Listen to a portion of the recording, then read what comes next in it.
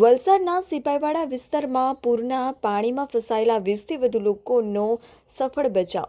1.5 વર્ષના બાળકને પણ સુરક્ષિત બહાર કઢાયું।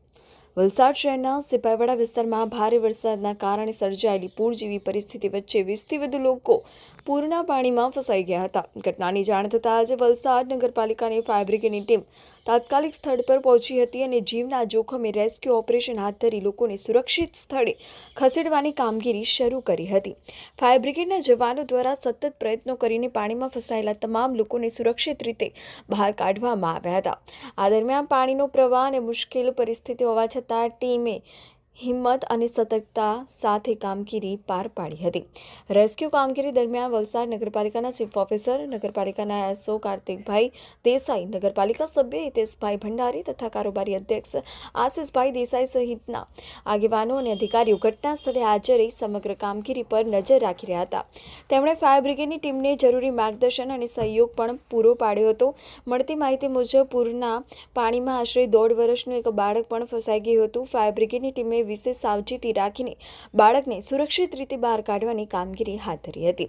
બાળક સહિત અન્ય લોકોને સુરક્ષિત સ્થળે પહોંચાડવામાં આવતા તેમના પરિવારજનોમાં રાહતનો શ્વાસ જોવા મળ્યો હતો। વલસાડમાં સતત વરસી રહેલા ભારે વરસાદને કારણે નીચાણવાળા વિસ્તારોમાં પાણી ભરાવાની સમસ્યા સર્જાઈ રહી છે। તંત્ર દ્વારા નાગરિકોને સાવચેત રહેવા તેમજ જરૂરી ન હોય તો પાણી ભરાયેલા વિસ્તારમાં જવાનું ટાળવા અપીલ કરવામાં આવી છે। ફાયર બ્રિગેડ અને નગરપાલિકાની ટીમો સતર્ક રહી વિવિધ વિસ્તારોમાં સ્થિતિ પર નજર રાખી રહી છે।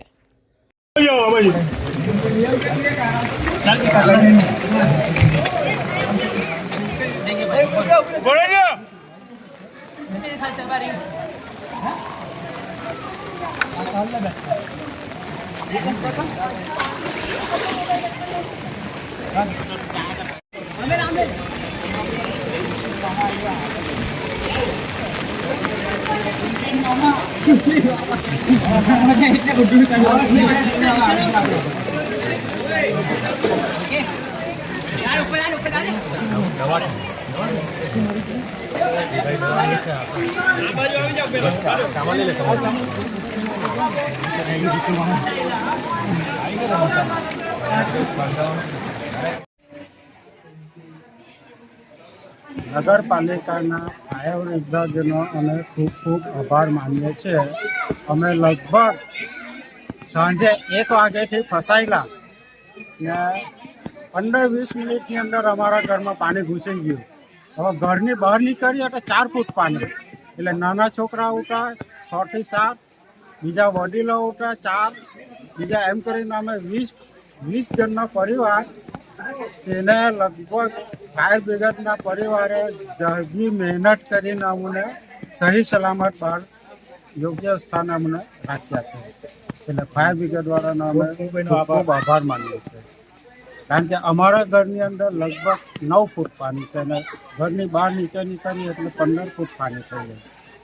સર, વલસાડની અંદર અત્યારે ઘોડાપૂરની પરિસ્થિતિ આવી છે, તો કઈ રીતની કામગીરી પાલિકા દ્વારા કરવામાં આવે? નગરપાલિકાની અત્યારે ફાયરની ટીમ તથા મોગરાવાડી ઝોન ઓફિસ ઉપર અમારી સેનિટેશન અને અન્ય ટીમ તથા અબ્રામા ઝોન ઓફિસ ઉપર ટીમ અત્યારે અમે નિયુક્ત કરેલી છે।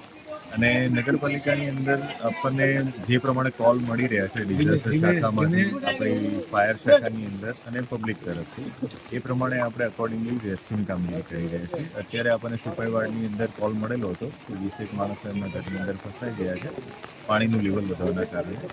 અત્યારે અમારી ફાયરની ટીમ દ્વારા એમની અત્યારે રેસ્ક્યુની કામગીરી ચાલી છે।